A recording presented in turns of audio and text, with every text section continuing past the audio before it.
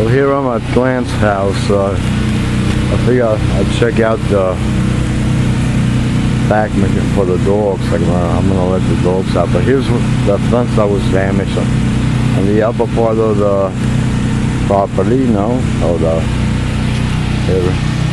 the entrance to the basement.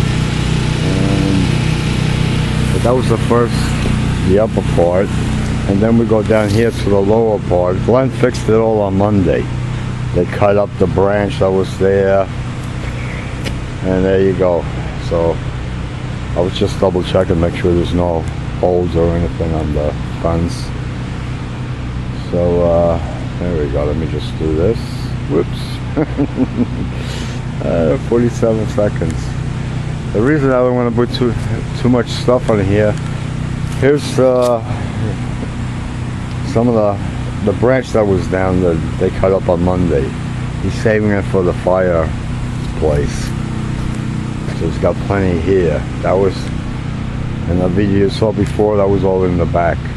Hey, when did that tree go? What happened? I guess that one got damaged too and I didn't notice it. Where is it? There we go.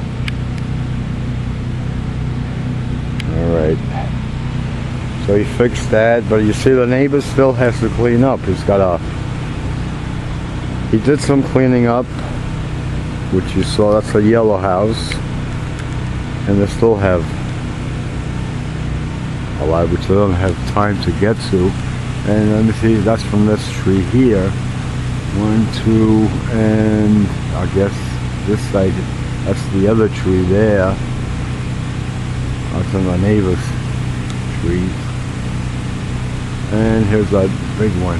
No, there was two big ones. One was here, and the other one is here.